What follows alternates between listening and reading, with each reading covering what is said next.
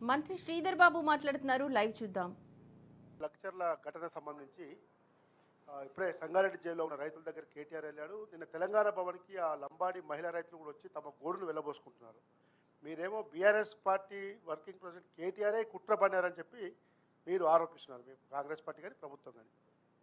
ఇప్పుడు ఆరోపణ కానీ వాస్తవాలు మాట్లాడితే ఆరోపణలు కావు. స్పష్టంగా చెప్తా ఉన్నాం. మీరు ఒకసారి వీడియో చూస్తే మాజీ శాసనసభ్యులు మేము ఎవరైనా వస్తే కొడతాం, కొట్టి తీడుతాం, బుద్ధి చెప్తామని చెప్పింది వారా? మేము ప్రభుత్వ అధికారులను తరిమి కొడతాము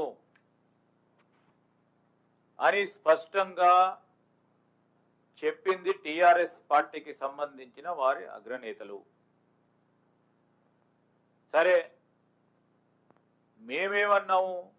ప్రభుత్వ అధికారులకు సంబంధించి భయాందోళనకు గురి చేసి చితకబాది చంపే ప్రయత్నం చేయటం ప్రజాస్వామికంగా దాన్ని మీరు ఖండించకుండా ఆహ్వానం పలుకుతూ స్వాగతం పలుకుతూ సంఘీభావం తెలియజేస్తా ఉన్న తరుణం రాష్ట్ర ప్రజలందరూ కూడా చూస్తూ ఉన్నారు. మేము స్పష్టంగా చెప్పడం జరిగింది, అమాయకులైన ఆ గిరిజన రైతు సోదరులకు సంబంధించి వారికి ఉన్న అనుమానాలు కానీ వారికి ఉన్న ఆలోచనలు కానీ వారి అభిప్రాయాలను తెలుసుకునే ప్రజాస్వామికమైన పద్ధతిలోనే పోతాం రాబోయే కాలంలో కూడా. వారిని అడ్డుపెట్టుకొని దాదాపు 15-16 మంది ఆ ప్రాంతంలో రైతు కాని వాళ్ళు కూడా బండలు విసరడం, వాళ్ళని అరెస్ట్ చేస్తే వాళ్ళని అక్కడ పోయి పరామర్శించడం జరుగుతూ ఉన్న సందర్భాన్ని ప్రజలందరూ కూడా గమనించాలి. పాత్రికేయ మిత్రులు కూడా ఆలోచన చేయాలని కోరుతా ఉన్నా. ఒక కలెక్టర్ పైన దాడి, ఒక గ్రూప్ 1 ఆఫీసర్ పైన దాడి, చంపే ప్రయత్నం జరిగిందా లేదా స్పష్టంగా మేము చెప్పడం కాదు, టీవీలలో కనబడ్డాయి. ప్రజాస్వామిక పద్ధతిని అవలంబిస్తూ ముందుకు నడిచినాం తప్ప వాళ్ళను బలవంతంగా మీరు ఈరోజు దీనికి ఒప్పుకోవాలని చెప్పడం జరగలేదు. కలెక్టర్ గారు పోయి వారి అభిప్రాయ సేకరణ భాగంలోనే వారికి ఎక్కడికి వెళ్ళటం జరిగింది. దాన్ని బుల్డోజ్ చేసి మేము ఈ విధంగా చేస్తున్నామని ఎక్కడ కూడా చెప్పలే. ఈ రోజు కూడా చెప్తా ఉన్నాం మేము స్పష్టంగా, మేము ప్రజాస్వామికమైన పద్ధతిలో అక్కడ ఉన్న రైతు సోదరులు కానీ భూమి కోల్పోతా ఉన్న మా మిత్రులకు సంబంధించి వారికి ఏవైతే ఆలోచన ఉందో, అనుమానాలు ఉన్నాయో, లేకుంటే వారి అభిప్రాయాలు ఉన్నాయో తెలుసుకొని నివృత్తి చేసి వారిని కన్విన్స్ చేసే ఈరోజు మేము ఇండస్ట్రీస్లను తీసుకొచ్చే ప్రయత్నం కొనసాగింపు జరుగుతుంది. ఎందుకంటే పరిశ్రమ అనేది రాష్ట్ర ప్రగతిలో ఒక ప్రధానమైన చిహ్నం. ఇక మేము అన్నిటికీ అవరోధిస్తాం, దీన్ని ముందుకు నడవద్దు, ఇండస్ట్రీ రావద్దు, ఈ రాష్ట్రం భయభ్రాంతులకు ఎక్కడో ఇంత పూర్వకం కొన్ని రాష్ట్రాల్లో ఉంటుండే ఆ విధమైన ఒక భయంకరకరమైన పరిస్థితి వాతావరణం క్రియేట్ చేయాలి, కాంగ్రెస్ పార్టీ ప్రభుత్వం సంబంధించిన అధికార యంత్రాంగాన్ని భయపెట్టియాలి అని ఒక అభిప్రాయం. ఇది కరెక్ట్ అయి తెలంగాణ సమాజానికి, తెలంగాణ సంస్కృతిలో ఎప్పుడైనా ఉందా?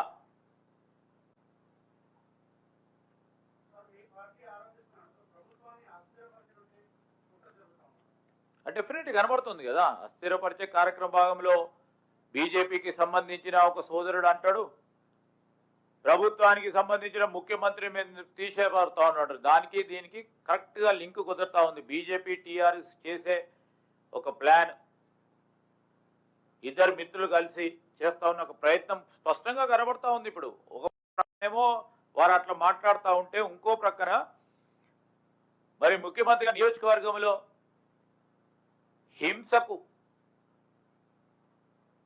ప్రోత్సాహం చేస్తూ ముందుకు నడిచింది ఇంకో పార్టీ. అంటే మీరు ఆలోచన చేయండి, there is a relation. Sir Thummala గారికి ఇది, తుమ్మల గారు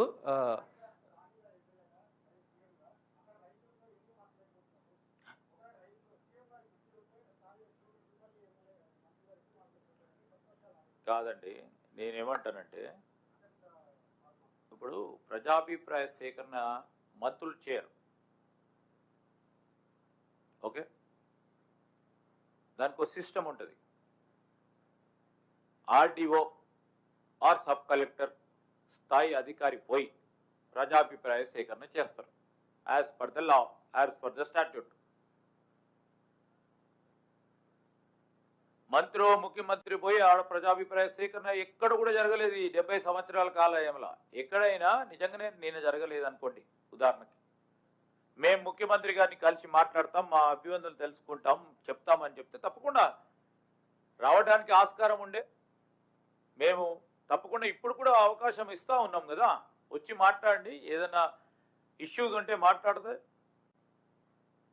దానికి ప్రత్యామ్నాయ ఆలోచన కూడా చేసే ప్రయత్నం. అస్సలే వద్దు, మాకు ఇండస్ట్రీ వద్దు, ఈ రాష్ట్రంలోని ఇండస్ట్రీ కావద్దు, అసలు మాకు ఉపాధి వద్దు, మాకు మా చదువుకున్న పిల్లలకు ఉద్యోగాలే వద్దు, మాకు ఇవన్నీ కూడా ఇవ్వద్దు అని రాష్ట్ర ప్రజలు అయితే ఎవరు కోరుకోరు. అట్లా మా చదువుతా ఉన్న పిల్లలకి, నిరుద్యోగ యువతి యువకులకు ఉద్యోగాలు కల్పించాలంటే ఇక్కడ పరిశ్రమలు రావాలని కోరుకునేవారు చాలా పెద్ద శాతంలో ఉంటారు.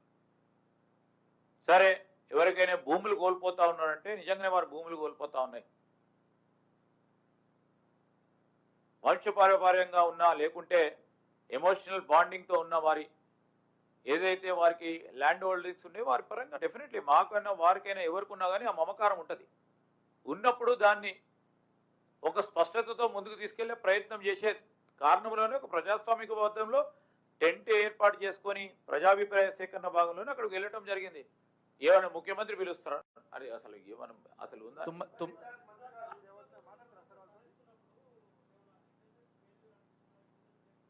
స్పష్టంగా చెప్పడం జరిగింది, ప్రభుత్వ యంత్రాంగం నుంచి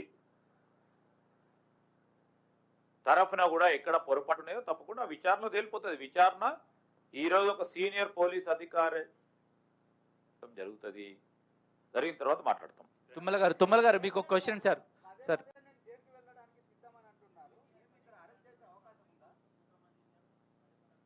మేమేమి కుట్ర పన్నమండి, ఈరోజు కూడా చెప్తా ఉన్నాము స్పష్టంగా. వారికి సంబంధించిన మాజీ శాసనసభ్యులు వీడియో పరంగా మాట్లాడిన మాటలు ఉన్నాయి, మేమైతే మాట్లాడనీయలే కదండి. అది కూడా ఆలోచన చేస్తాం, ఆర్టిఫిషియల్ ఇంటెలిజెన్స్ను ఉపయోగించుకొని ఏదైనా కొత్తగా అట్లా పెట్టినరేమో అని. అది కూడా లేదు, అది కూడా వెరిఫై చేసి ఈ రోజు మేము చెప్తా ఉన్నాము, వారి పార్టీకి సంబంధించిన వారి మిత్రులే మాట్లాడినరు, మేము ఎవరెవరితో మాట్లాడినాం అని ఆయనే చెప్పిండు వీడియో పరంగా. ఇక మీరు వీడియో చూసి కూడా మమ్మల్ని అడిగితే ఎట్లా? ప్రజలందరూ కూడా స్పష్టంగా మొత్తం వీడియోలలో మీ టీవీలో కనబడుతుంది, వారి టీవీలో కనబడుతుంది, ఆఖరి టీ న్యూస్ లో కూడా కనబడుతూ ఉంది. ఇంకెట్లా